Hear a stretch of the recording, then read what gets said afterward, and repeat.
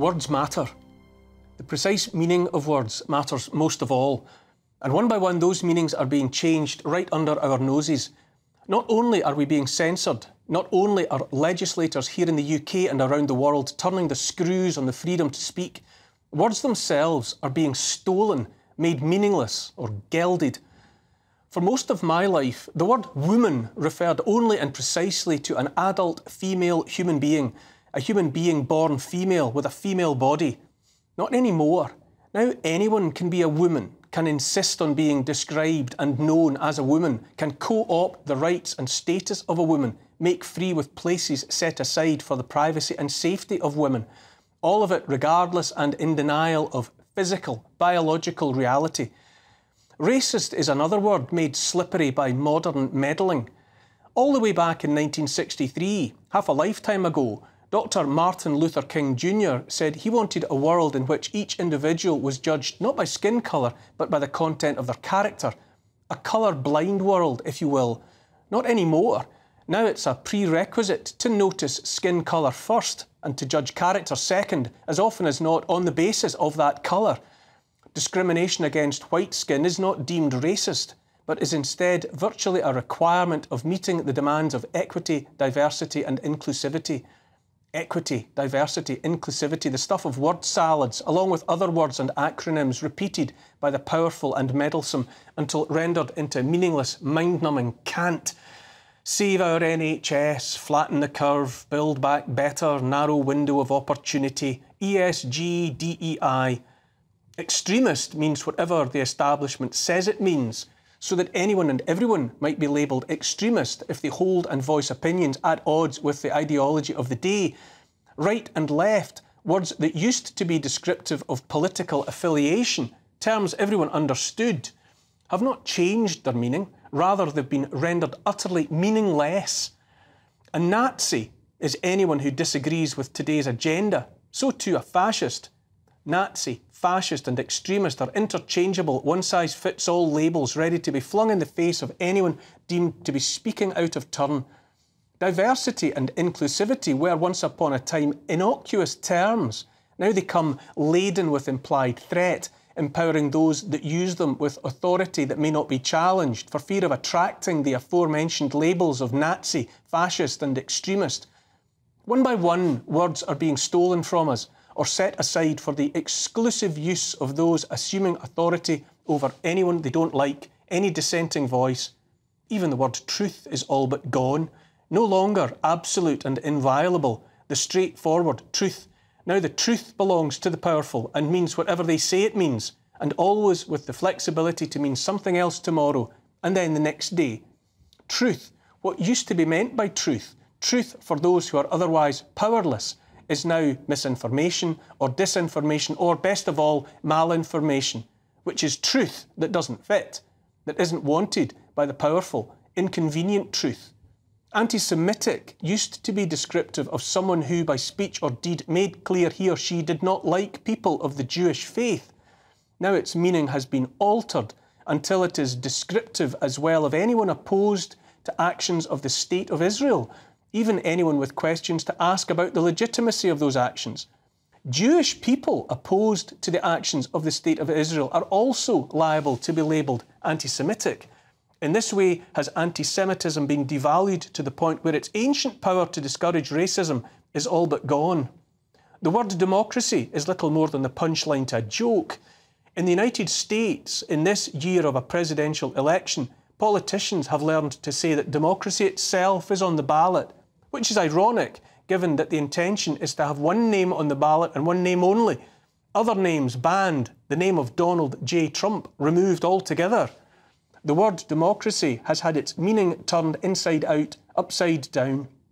To be democratic now is to ensure the delivery of power into the hands of the few and to hell with the wants of the many.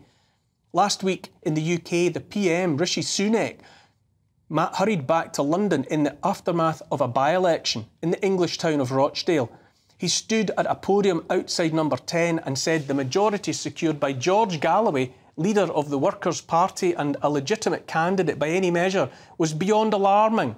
He said change can only come through the peaceful, democratic process. except we're left to infer when elections are won by candidates of which the establishment disapproves. In 2024, we are invited to accept that the settled will of the people must not trump the will of the establishment. On Thursday, in his State of the Union address, US President Joe Biden had a lot to say about democracy. In a pitch for more weapons and money for Ukraine, he invoked the memory of past presidents Roosevelt and Lincoln and the Civil War and said freedom and democracy were under attack at home and abroad. He said democracy must be defended, that the events of January the 6th added up to a dagger at the throat of US democracy. He called for respect for free and fair elections. All of that against the background of hundreds of billions of pounds and dollars of taxpayers' money already spent, I would say laundered through Ukraine, not to mention 500,000 Ukrainian dead and counting. So much talk of democracy in the US and overseas, while US puppet President Volodymyr Zelensky has silenced opposition in Ukraine, silenced the media, outlawed the Orthodox faith. The war in Ukraine is surely a proxy war, prosecuted by NATO and the US, not in defence of democracy, but for political and financial gain, in naked pursuit of power and influence. The US and the West have been dabbling and meddling in Ukraine for years, for heaven knows how long, and for reasons yet to be made explicit.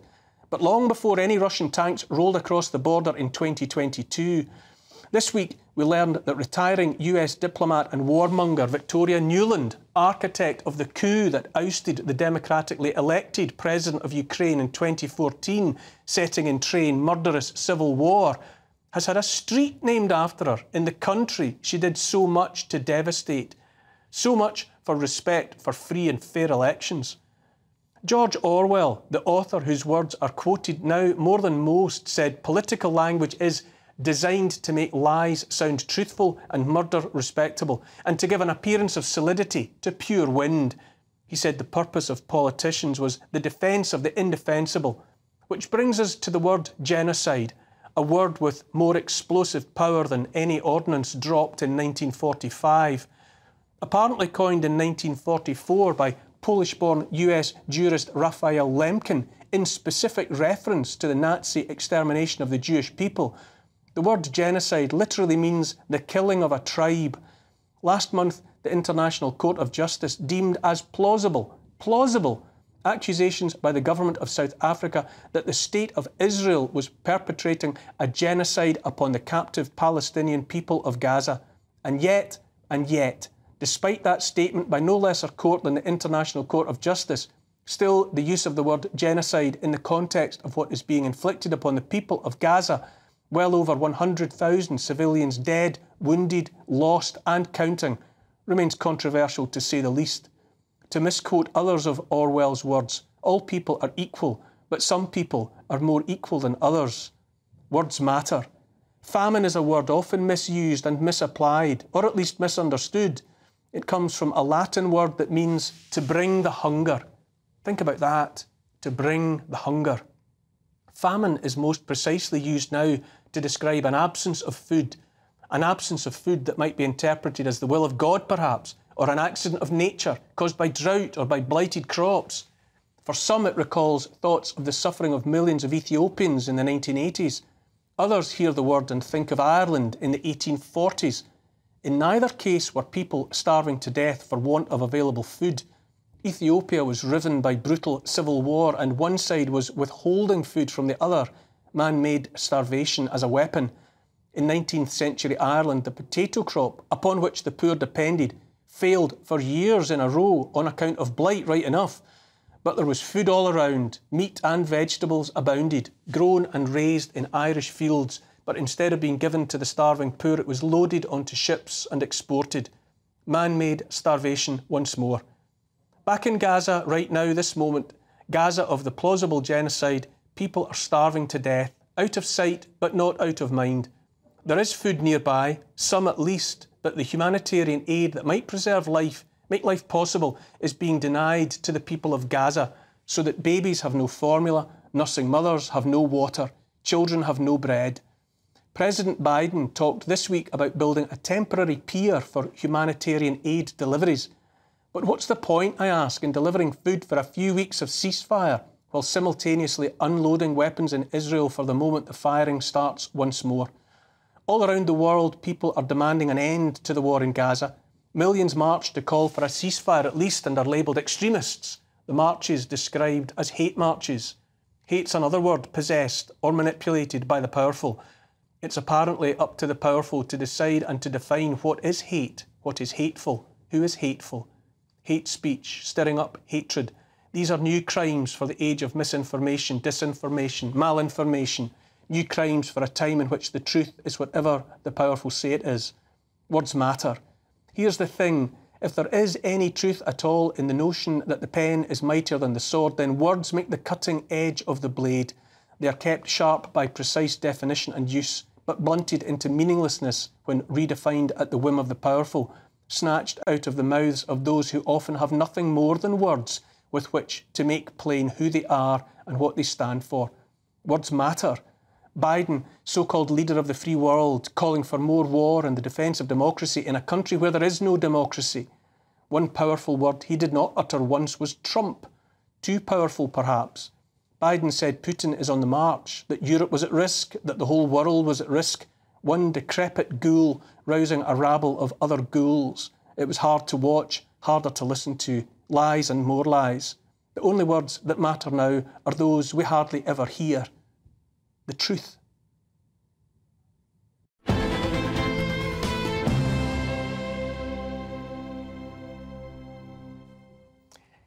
Do you feel words are being taken from us, played with, tricked around? Neil, I always relish coming on your show and listening to your monologues. I mean, you know, they're a great piece of wordsmithing, of course, in their own right. And as you said in your monologue, words matter, but facts matter even more, in my view. We seem to have reached a point, haven't we, in our political discourse in this country, certainly in the United States and in others around the world, where what we're seeing is increasingly narrative and counter-narrative. I mean, you'll recall back in 2017, was it Kellyanne Conway, who at the time was the advisor to President Trump? She coined this term, alternative facts. And it seems to me we've never quite recovered from that period, that what we've got is politicians of all tribes, of all stripes, who essentially engage in a battle for the public's attention by coming up with the facts that suit their narrative, rather than having an open, honest and frank, truthful debate with us about what's really going on. It's the words, though, for me, you know, woman, racist, anti-Semitic, extremist. Not so very long ago, we all knew what those words meant. Yeah. But now they do seem to be, the definition seems to be in the hands of those that would use them against us. Well, as George Orwell said famously in 1984, this is an example of newspeak, which leads to doublethink. And doublethink is, you know, the ability to hold two contradictory beliefs at the same time. And this is why I think for ordinary voters and citizens, they're so confused. You've put your finger on it. The ability to hold more than one idea in the head at the same time is the essence. It is. And we see this playing out in relation to gender criticism and all of that. Absolutely.